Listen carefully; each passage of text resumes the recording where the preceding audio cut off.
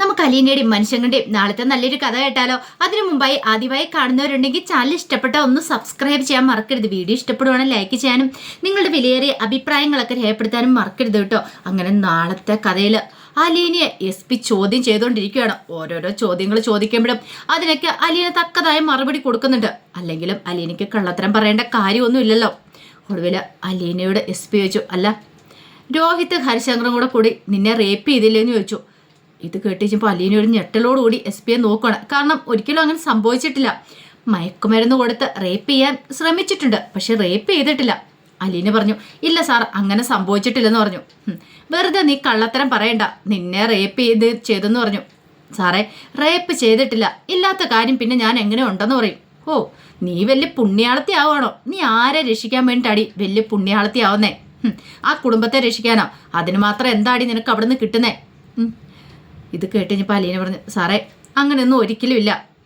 ഇല്ലാത്ത കാര്യം ഞാൻ വെറുതെ എന്തിനാ പറയണേ? അവരെന്നെ ഒരിക്കലും അങ്ങനെ ചെയ്തിട്ടില്ല. മയക്കുമരുന്ന് കടത്തി തന്ന് എൻ്റെ കയ്യെ കയറി പിടിച്ചിട്ടുണ്ട്. പക്ഷേങ്കിൽ ആ സമയത്ത് അവർക്കൊന്നും ചെയ്യാൻ പറ്റിയില്ലെന്ന് പറഞ്ഞു. പിന്നെ ഒന്നും ചെയ്യാൻ പറ്റിയില്ല പോലും. പിന്നെ എന്താടി സംഭവിച്ചേ എന്ന് ചോദിച്ചു. അത് കേട്ടപ്പം അലീന പറഞ്ഞു, സാറേ, റേപ്പ് ചെയ്തില്ല. കാര്യം എൻ്റെ കയ്യെ കയറി പിടിച്ച് എന്നെ ബലമായിട്ട് കെട്ടിപ്പിടിക്കാൻ ശ്രമിച്ചു. പക്ഷെ ആ സമയത്ത് ഞാൻ കത്രയെ കൊണ്ട് സ്വയം വയറ്റി കുത്തി. അങ്ങനെ വന്നപ്പോഴത്തേനും അവർ പേടിച്ചോടുക ചെയ്തതെന്ന് പറഞ്ഞു. ഓഹോ, അപ്പം അതാണ് കഥയില്ലേ? എന്നിട്ട് നീ എന്താടി അന്ന് പോലീസുകാരോട് പറഞ്ഞത്? നീ എന്താ പറഞ്ഞത്? നീ വീണ് നിന്റെ വയറ്റിൽ കത്രയെ കുത്തി കയറിയതാണ്. സാറേ, അതാ ഞാൻ പറഞ്ഞേ. എന്നെ അവർ റേപ്പ് ചെയ്തിട്ടൊന്നുമില്ല. ഒരിക്കലും അങ്ങനെ ചെയ്യാൻ അവർക്ക് കഴിയില്ല. കാരണം ഞാൻ അങ്ങനെ ഒരു പെണ്ണുമല്ല. അങ്ങനെ എന്തെങ്കിലും സംഭവിച്ചിട്ടുണ്ടെങ്കിൽ പിന്നെ ഞാൻ ജീവിച്ചിരിക്കില്ല എന്ന് പറഞ്ഞു. മതിയടി നിന്റെ പതിവ്രത ചമയലൊക്കെ. നീ ആ വീട്ടിലേക്ക് വന്ന് എങ്ങനെയാണെന്നോ ഇപ്പോൾ ആ വീട്ടിൽ കഴിയുന്ന എങ്ങനെയാണെന്നൊക്കെ എനിക്ക് നല്ല വ്യക്തമായിട്ടറിയാം. ആദ്യം ജോലിക്കാരിയായിട്ട് വന്നു, ഇപ്പം പെട്ടെന്ന് നീ അവിടുത്തെ വീട്ടുകാരിയായിരിക്കുന്നു. ആരെയാണ് നീ വസ്താക്കി വെച്ചിരിക്കുന്നേ? ബാലേന്ദ്ര മേനോനെ ആണോന്ന് ചോദിച്ചു. അത് കേട്ടപ്പോൾ അലീനയ്ക്ക് സങ്കടവും ദേഷ്യമായി. താൻ അച്ഛൻ്റെ സ്ഥാനത്ത് കാണുന്ന ആളാണ്, തൻ്റെ അമ്മയുടെ ഭർത്താവാണ്. അവരെക്കുറിച്ച് അങ്ങനെ പറയണേ? അലീന പറഞ്ഞു, സാറേ, അനാവശ്യം പറയരുത്. അച്ഛൻ പാവാന്ന് പറയണം. അച്ഛനോ? ആരുടെ അച്ഛൻ? എടി, നിന്റെ അച്ഛനൊന്നും അല്ലല്ലോ, പിന്നെ നീ എന്താടി അച്ഛനെന്ന് പറയണേ? അത് കേട്ടപ്പോൾ അലീന പറഞ്ഞു, അത് പിന്നെ ഞാൻ അച്ഛനെന്ന് വിളിക്കുന്നത്. ഓ, അത്രയ്ക്കൊക്കെ വലിയ ബന്ധമാണോന്ന് ചോദിച്ചു. ഒരു കാര്യം ചെയ്യാം, തൽക്കാലത്തേക്ക് നീ അവർക്കെതിരെ ഒരു പരാതി എഴുതി തരാൻ പറഞ്ഞു. പരാതിയോ? എന്ത് പരാതി?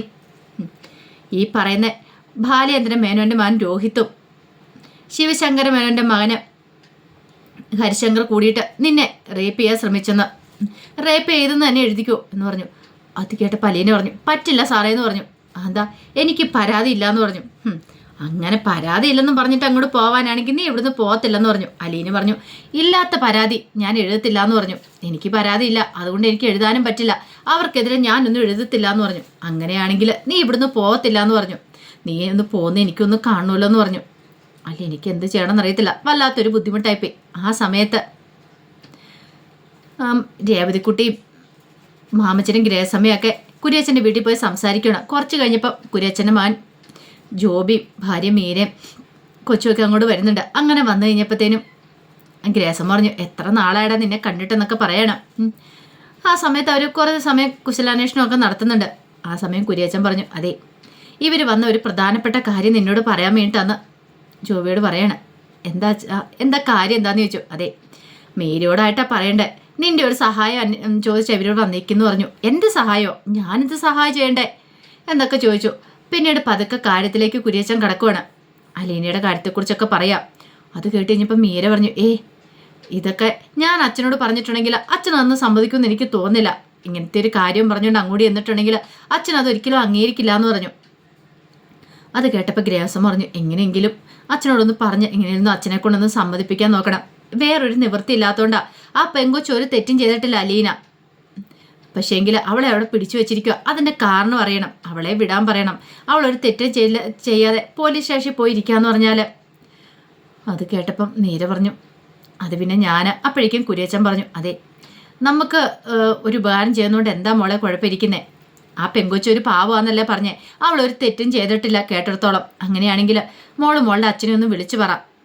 നമുക്ക് ഛേദമില്ലാത്തൊരു ഉപകാരം ചെയ്യുന്നതുകൊണ്ട് വലിയ ബുദ്ധിമുട്ടൊന്നും ഇല്ലല്ലോ. മോളൊന്ന് അച്ഛനെ വിളിച്ച് പറഞ്ഞു നോക്ക്. ഒടുവിൽ മീരയെ കൊണ്ട് അങ്ങനെ സമ്മതിപ്പിക്കുകയാണ്, വിളിപ്പിക്കാൻ വേണ്ടിയിട്ട്. അങ്ങനെ മീര പറഞ്ഞു, ഞാനൊന്ന് വിളിച്ച് നോക്കട്ടെ എന്നും പറഞ്ഞുകൊണ്ട് മീര അങ്ങോട്ട് കയറിപ്പോയി. ആ സമയം കുര്യച്ചൻ പറഞ്ഞു, വിഷമിക്കൊന്നും വേണ്ട, എന്താണെങ്കിലും അവൾ പോയി അവളുടെ അച്ഛനോട് സംസാരിക്കട്ടെ, എന്നിട്ട് വരട്ടെ എന്നൊക്കെ പറഞ്ഞു.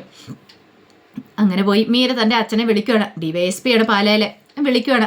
വിളിച്ചിട്ട് ഈ കാര്യത്തെക്കുറിച്ച് പറയണം. അത് കേട്ട് കഴിഞ്ഞപ്പോഴത്തേനും മീരയുടെ അച്ഛൻ പറഞ്ഞു, ഓ ആ റേപ്പ് കേസിലെ പ്രതികളാണോന്ന് ചോദിച്ചു. അതെ അങ്ങനെയാ പറഞ്ഞെന്ന് പറയണം.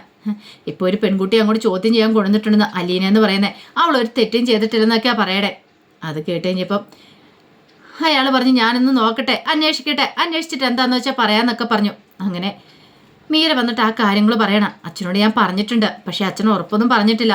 അത് കേട്ടപ്പോൾ ഗ്രേസം പറഞ്ഞു, അവളെ എങ്ങനെയെങ്കിലും വിട്ടാൽ മതി, അത് മാത്രം മതി. അതുകൊണ്ടാണ് ഞങ്ങൾ ഇത്ര ദൂരം ഫോൺ പോലും വിളിക്കാതെ ഇങ്ങോട്ടേക്ക് നേരിട്ട് വന്നേന്നൊക്കെ പറഞ്ഞു. ഒടുവിൽ അവരവിടെ നിന്ന് ഇറങ്ങുവാണ്. ഇനിയിപ്പോൾ അവിടെ ഇരുന്നിട്ടും കാര്യമൊന്നുമില്ല, സംസാരിക്കാന്നൊക്കെ പറഞ്ഞല്ലോ, വിവരങ്ങൾ വിളിച്ചു പറയാമെന്ന് പറഞ്ഞു. അപ്പോൾ പോരുന്ന വഴിക്ക് രേവതിക്കുട്ടി ഗ്രേസമ്മയോട് ചോദിച്ചു, അല്ല ആൻറ്റി, അലീന ചേച്ചി വിടുവായിരിക്കുമോ? ഒരു പക്ഷേ എങ്കിൽ ആ മീര ചേച്ചിയുടെ അച്ഛൻ പറഞ്ഞിട്ടുണ്ടെങ്കിൽ വിടുവായിരിക്കുമോ എന്ന് ചോദിച്ചു. നോക്കാം എന്താ സംഭവിക്കുന്നത്. എന്താണെങ്കിലും അവളെ എങ്ങനെ അധിക സമയമൊന്നും അവിടെ പിടിച്ചു വെക്കാൻ പറ്റില്ല, അതുകൊണ്ട് ഉറപ്പായിട്ടും വിടും, നീ ധൈര്യമായിട്ടിരിക്കുക എന്നൊക്കെ പറഞ്ഞ് അങ്ങനെ ആശ്വസിപ്പിക്കണം. മാമച്ചൻ പറഞ്ഞു, ഇതിപ്പോൾ വല്ലാത്ത പുലിവാല് പിടിച്ച കേസായി പോയല്ലോ. ആ ചെറുക്കനൊക്കെ എന്തിൻ്റെ കേടാത്, ഇതിൻ്റെ വല്ല ആവശ്യം ഉണ്ടായിരുന്നോ? പാവം പിടിച്ച ആ പെങ്കൊച്ചി ഇതിൻ്റെ പേരിൽ അവിടെ പോയി ഇരിക്കുന്നു. ബാലയൻ തന്നെയാണ് ഹോസ്പിറ്റലും. പുറത്തറിഞ്ഞ് ഇതിന് പലരും നാണക്കേട് വേറെ ഒന്നുമില്ല എന്നൊക്കെ പറയാണ്. രേവതിക്കുട്ടിക്കും വല്ലാത്തൊരു സങ്കടം ഉണ്ടായിരുന്നു അലീനയുടെ കാര്യം ഓർത്തിട്ടാണ്. ഇതേ സമയത്ത് അലീനയോട് വീണ്ടും ഓരോന്നൊക്കെ SP ചോദിച്ചുകൊണ്ടിരിക്കുക. പക്ഷെ അലീന ഒന്നും വിട്ടു പറയാൻ തയ്യാറായതില്ല. അലീനയ്ക്ക് അറിയാവുന്ന കാര്യങ്ങളൊക്കെ അലീന പറഞ്ഞു. വീണ്ടും ഇല്ലാത്ത കാര്യങ്ങളൊക്കെ ചോദിച്ചാൽ അലീനയ്ക്ക് എന്ത് മറുപടി കൊടുക്കാനാ? പിന്നീട് SP പറഞ്ഞൊരു കാര്യം ചെയ്യുക, നീ അവിടേക്ക് പുറത്ത് പോയി ഇരിക്കാൻ പറഞ്ഞു. അതിൻ്റെ അകത്ത് തന്നെ ഒരു ബെഞ്ചിട്ടുണ്ട്, അവിടെ പോയി ഇരിക്കാൻ പറഞ്ഞു. നീ പരാതി എഴുതരാ, നീ ഇവിടെ നിന്ന് ഇറങ്ങി പോകത്തില്ല എന്ന് പറഞ്ഞു. പിന്നീട് അലീന ബെഞ്ചിൽ പോയിരിക്കണം. അപ്പോഴേക്കും ഒരു വനിതാ പോലീസുകാരി അങ്ങോട്ട് വന്നു. അവർ വന്നിട്ട് പറഞ്ഞു, അതെ ഇവിടെ ഇരുന്നുകൊണ്ട് ഒരു കാര്യമില്ല, അറിയാലോ, അവർ പറയുന്നത് അനുസരിച്ചാൽ മതി, അല്ലെങ്കിൽ നിന്നെ ഇവിടുന്ന് വിടത്തില്ല എന്ന് പറഞ്ഞു. അപ്പോഴേക്കും അലീന പറഞ്ഞു, എന്താണെങ്കിലും ഇല്ലാത്ത പരാതി ഞാൻ കൊടുക്കത്തില്ല, ഇല്ലാത്ത കാര്യം ഉണ്ടെന്നും പറഞ്ഞ് ഞാൻ പരാതി ഒന്നും എഴുതി കൊടുക്കാൻ പോകുന്നില്ല എന്ന് പറഞ്ഞു. അതേസമയം രോഹിത് ഹരിശങ്കറും അലീന അവിടെ വന്നിരിക്കുന്ന കണ്ട് സെല്ലിനകത്ത് കിടന്നിട്ട്, അലീനയ്ക്കാണ് ഭയങ്കര ടെൻഷനായിരുന്നു രോഹിത്തിനെ കണ്ടു കഴിഞ്ഞപ്പം. ആ സെല്ലിനകത്ത് രോഹിത്തിൻ്റെ അവസ്ഥ കണ്ടു കഴിഞ്ഞപ്പം ഇവനോട് മാക്സിമം പറഞ്ഞതാണ്, വേണ്ട, ഹരിയോടൊപ്പമുള്ള കൂട്ടുകെട്ട് വേണ്ടാന്ന്. ഇതേ അവസ്ഥ തന്നെയായിരുന്നു രോഹിത്തിൻ്റെ മനസ്സിലേക്ക് അച്ഛൻ പറഞ്ഞു, അലീന പറഞ്ഞു പോയ വാക്കുകളൊക്കെ വരുവാണ്. അലീന മുമ്പ് പറഞ്ഞിട്ടുണ്ടായിരുന്നു, ഹരിയുടെ കൂടെ നീ കൂട്ടുകൂടിയിട്ടുണ്ടെങ്കിൽ നിന്റെ ജീവിതം തകർന്നു പോകത്തുള്ളൂ, ഒരിക്കലും നല്ലൊരു ജീവിതം നിനക്ക് ഉണ്ടാകത്തില്ല, അവൻ നിന്നെ കെണിപ്പെടുത്തുമെന്ന്. പക്ഷേ ഇപ്പം അത് യാഥാർത്ഥ്യമായിരിക്കുകയാണ്. ആ ഒരു ചിന്ത രോഹിത്തിനും മനസ്സിലും ഉണ്ടാകുന്നുണ്ടായിരുന്നു. അതേ സമയത്ത് കൃഷ്ണമോൾക്ക് ഭയങ്കര ടെൻഷൻ. ഇതുവരെയായിട്ടും അലീന ചേച്ചി വന്നിട്ടില്ല. അലീന ചേച്ചിയെക്കുറിച്ചൊരു വിവരമില്ല. ഇനി എന്താ ചെയ്യേണ്ടതെന്ന് അറിയില്ല. കുറച്ച് കഴിഞ്ഞപ്പോഴത്തേനും കൃഷ്ണമോള് ബബിതയുടെ അടുത്തേക്ക് ചെല്ലുവാണ്. അങ്ങനെ കഥയെ മുട്ടിക്കഴിഞ്ഞപ്പോൾ ബബിത കഥ തുറന്നു. എന്താ കാര്യം എന്താന്ന് ചോദിച്ചു. അല്ലേ ചേച്ചി എന്താ മുറിയിൽ കയറി കഥ അടിച്ചിരിക്കുന്നേ, ചേച്ചിക്ക് ഒരു ടെൻഷനും ഇല്ലേന്ന് ചോദിച്ചു. എന്ത് ടെൻഷൻ? അല്ല, അലീന ചേച്ചിയെ പോലീസ് പിടിച്ചോണ്ട് പോയിട്ട് ഞാനെന്തിനാ ടെൻഷൻ അടിക്കുന്നേ, അവളെ പോലീസ് പിടിച്ചോണ്ട് പോയന്. ചേച്ചി, ഈ കുടുംബത്തിൽ ഇത്ര വലിയ പ്രശ്നങ്ങളൊക്കെ നടക്കുന്നുണ്ട്, ചേച്ചിനെ ഒന്നും ബാധിക്കുന്നില്ലേന്ന് ചോദിച്ചു. കാരണം കൃഷ്ണമോള് നോക്കിയപ്പം ബബിത വന്നിട്ട് ആഹാരമൊക്കെ എടുത്ത് കഴിക്കുന്നു, പോകുന്നു, ഒരു കൂസലുമില്ല. അതൊക്കെ കണ്ടിപ്പോൾ കൃഷ്ണമോൾക്ക് സഹിച്ചില്ല. കൃഷ്ണമോൾക്കാണ് ആഹാരം കഴിക്കാൻ പോലും തോന്നിയില്ല. എങ്ങനെ കഴിക്കും? രോഹിത് ജയിലിൽ, അലീനയെ പിടിച്ചോണ്ട് പോയിരിക്കുന്നു, ബാലേന്ദ്ര ഹോസ്പിറ്റലിൽ. ആ സമയം കൃഷ്ണമോള് പറഞ്ഞു, ചേച്ചി അച്ഛൻ ഹോസ്പിറ്റലിലാണ്, ചേച്ചിക്ക് അച്ഛനെ ഒന്നും പോയി കാണാൻ പോലും തോന്നിയില്ല. അത് പോട്ടെ, അല്ലാതെ രോഹിത്തേണ്ട കാര്യം അറിയാമല്ലോ, ജയിലില്ല, അലീന ചേച്ചിയും പിടിച്ചോണ്ട് പോയി. ഇത്രയൊക്കെ ആയിട്ടും ചേച്ചിക്ക് എന്താ വെച്ചൊരു സങ്കടം ഇല്ലാത്ത, ഒരു കൂസലും ഇല്ലോ എന്ന് പറഞ്ഞു. പിന്നെ ഇപ്പം ഞാൻ ഇവിടെ നിന്ന് സങ്കടപ്പെട്ട് എന്താ കാര്യം? ഞാനാണോ തെറ്റ് ചെയ്തേ? അല്ലല്ലോ. നീ ഒന്ന് പോയിക്കോ അവിടുന്ന്, മനുഷ്യനെ അവിടുന്ന് ഭ്രാന്ത് പിടിപ്പിക്കാനായിട്ട്. ഇതിനകത്ത് ടെൻഷൻ അടിയേണ്ട കാര്യമൊന്നും എനിക്കില്ല എന്നും പറഞ്ഞുകൊണ്ട് ബബിത കഥ അങ്ങോട്ട് വലിച്ചടച്ചു. എന്നിട്ട് അകത്ത് കയറി ഇരിക്കുകയാണ്. ആ സമയം കൃഷ്ണമോൾക്ക് ഭയങ്കര വിഷമമായി. ആരോട് വിഷമം പറയാനായിട്ടാ? അമ്മയാണെങ്കിൽ ഹോസ്പിറ്റലിലാണ് താനും. അല്ലെങ്കിലും അമ്മയോട് പറഞ്ഞിട്ട് കാര്യമില്ല. വയ്യാതെ കിടക്കുന്ന ആളുടെ പോയി പരാതി പറഞ്ഞിട്ട് എന്താവാനായിട്ടാ? വല്ലാത്ത ടെൻഷനായി. രേവതി ചേച്ചി ഒന്ന് വിളിച്ചു നോക്കിയാലോ എന്ന് കരുതിയിട്ട് കൃഷ്ണമോളി രേവതിയെ വിളിക്കുകയാണ്. രേവതിയെ വിളിച്ചിട്ട് രേവതിയോട് ചോദിച്ചു, അല്ല ചേച്ചി എന്തെങ്കിലും കാര്യം അറിയാവുന്നൊക്കെ ചോദിച്ചു. അപ്പോഴേക്കും രേവതിക്കുട്ടി പറഞ്ഞു, അതെ സംസാരിച്ചിട്ടുണ്ട് ഞങ്ങൾ, ഉറപ്പായിട്ടും അലീന ചേച്ചി വീട്ടിലേക്ക് വരും, മോള് ധൈര്യമായിട്ടിരിക്കുക, പേടിക്കൊന്നും വേണ്ട കേട്ടോ എന്ന് പറഞ്ഞു. എനിക്ക് ഭയങ്കര സങ്കടമാവുന്നുണ്ട്, എനിക്ക് എന്ത് ചെയ്യണമെന്ന് അറിയില്ല എന്ന് പറഞ്ഞു. വിഷമിക്കണ്ട, കാരണം കൃഷ്ണമോളും ബബിത അവിടെ തനിച്ചുള്ളെന്നുള്ള കാര്യം രേവതിക്കുട്ടിക്ക് അറിയാവുന്ന. രേവതിക്കുട്ടി ചോദിച്ചു, ഞങ്ങൾ അങ്ങോട്ടേക്ക് വരണമെന്ന് ചോദിച്ചു. വേണ്ട ചേച്ചി, അതിൻ്റെ ആവശ്യമൊന്നും ഇല്ല.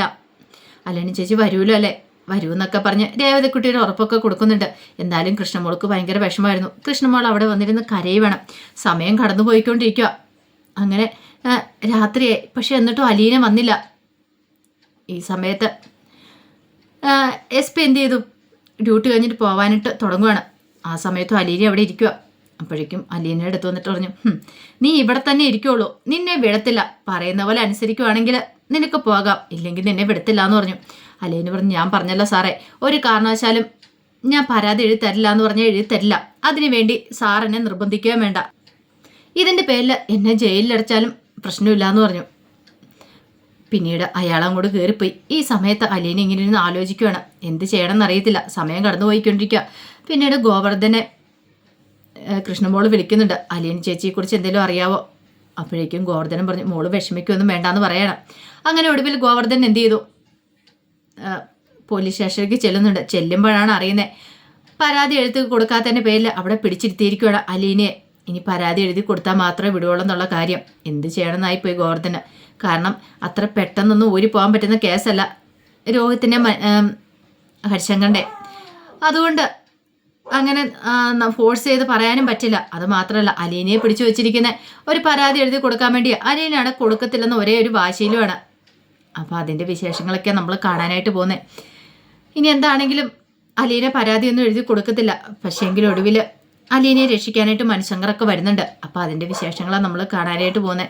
ആ വിശേഷങ്ങൾക്കായി നമുക്ക് എല്ലാവർക്കും കാത്തിരിക്കാം കേട്ടോ. ഒരിക്കൽ കൂടി എല്ലാവർക്കും ശുഭരാത്രി നേർന്നുകൊണ്ട് നിർത്തുന്നു.